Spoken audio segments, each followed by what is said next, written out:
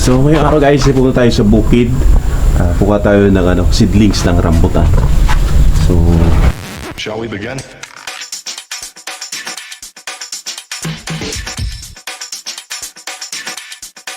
Let's begin. so bali ito yung mga kailanganin ko. So lagayan, may bakit na tubig. May bakit na tubig. Bakit na may tubig? Saka ito. So yan lang yung mga kailangan natin. So kasing huling punta namin dun guys, marami ako nakita mga seedlings dun. So kumuha ako ng mga ilang peraso at sinubukan ko naman mag-graft. At nung chinek ko nabuhay naman. Sana mabuhay ng tuluyan. At magkaroon naman tayo ng rambutan dito sa bahay. So ngayon pupunta tayo doon at kasi kukunin ko yung mga seedlings na natira doon at itatanim ko na lang. Mamaya may makakita doon, unahan pa tayo. So a few moments later.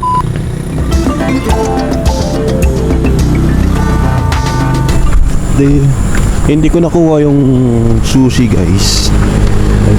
Sarado kasi yung sarado kasi itong gate. Yan, sarado kasi yung kapitbahay dito na bukid, palagi pumapasok yung mga baka nila, tapos dito pa sila dumadaan. Private property to guys ayan, sarado yung gate na yan. Tapos ito guys, look, pambihira. Ayan napaba siya. Ayan, hindi kami ang gumawa nitong dam. Talaga nagtatahimik ako kasi nung nakaraan dito may nahuli ako na nangunguha ng patubo na niyog. So nasabi niya sa akin meron daw natutulog dun sa kubo diyan, dun sa kubo ng yan, meron kasi kang kubo diyan.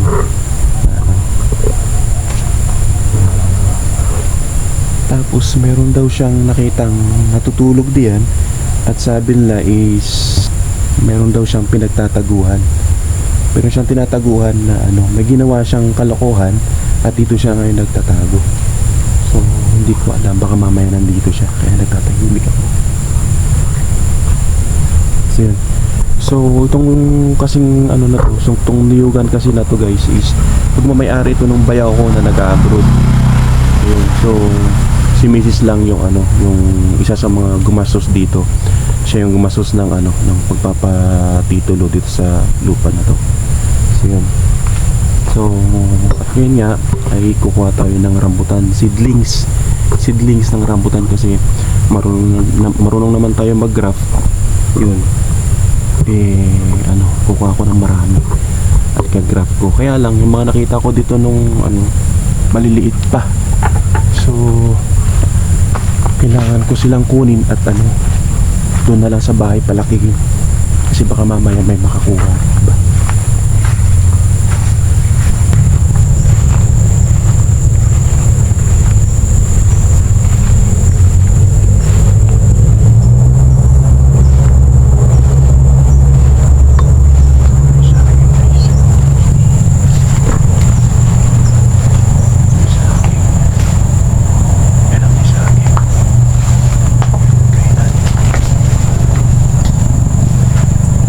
Ito yung kubo na dati na nakatayo dito.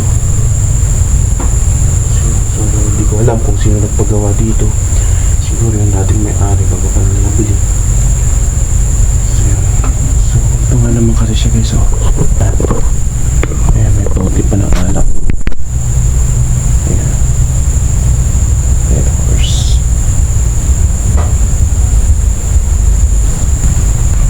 Tapos ito nakita ko sa saging, kukunin natin ito.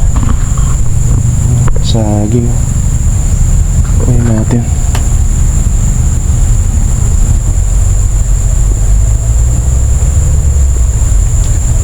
Dito yun galing Diyan galing yung saging na yan. Nilinis pa. Tiniba nila guys, oh.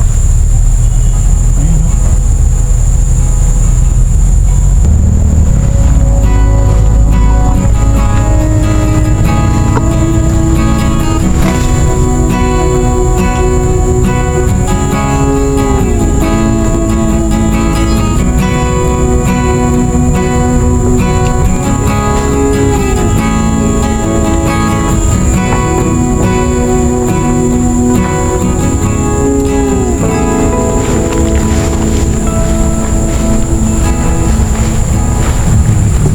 So ito na yung rambutan guys. So yun na yung rambutan.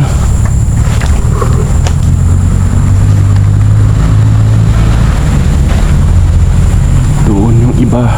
3 puno to guys nakatayo dito.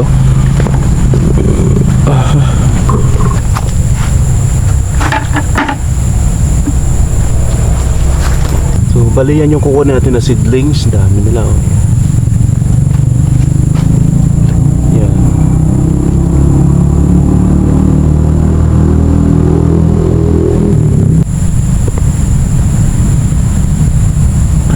Hindi ata siya nakatubaro. Okay, let's go. So yun guys. Okay na.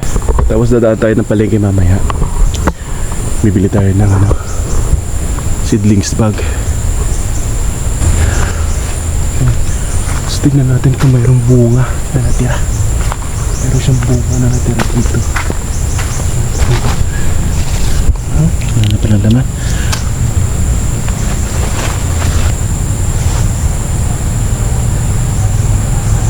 Wala akong makita ang bunga guys.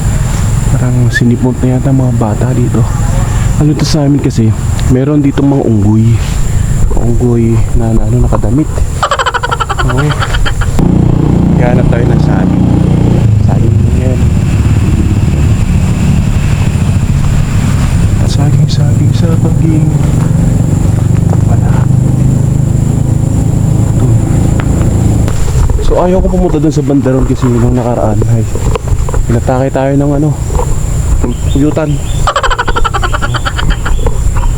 Pinatake ako ng pugyutan. Kunti lang naman yung tama ko pero grabe ang sakit.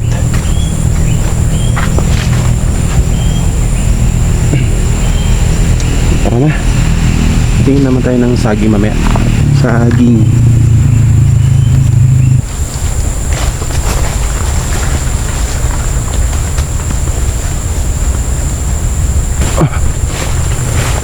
So yun, iniwan mo natin yung mga gamit natin doon at tingin tayo ng saging dito.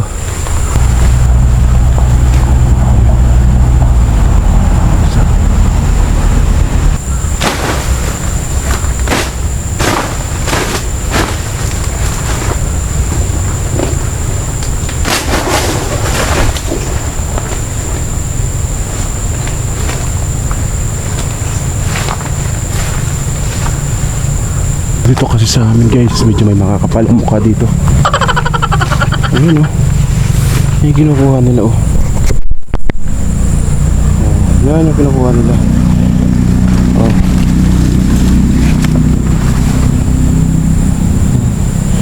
Di ko alam kung tinatanim nila yan o binebenta nila.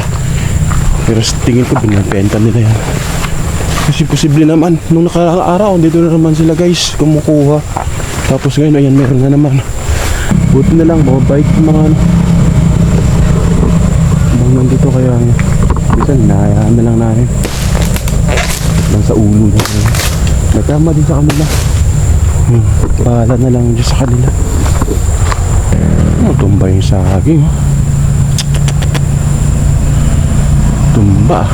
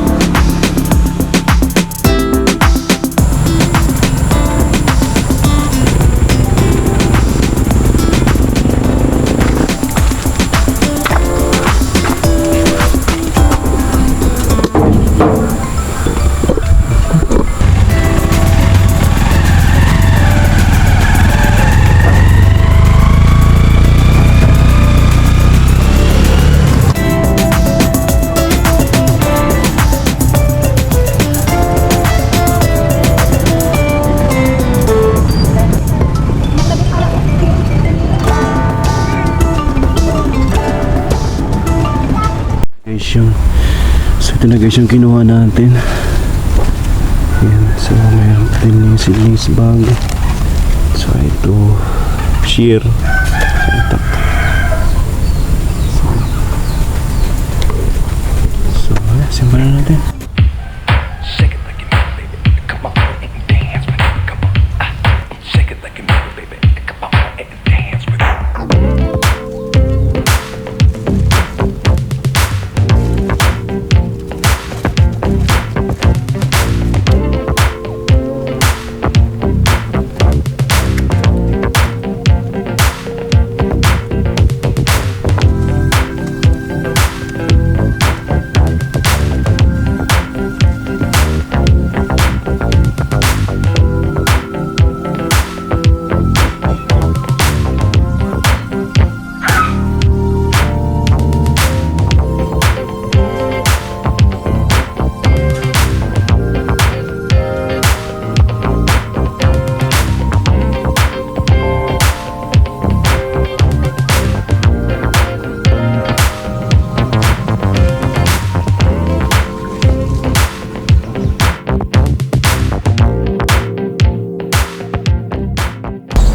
So, bali ito guys yung mga mga unang granat ko na.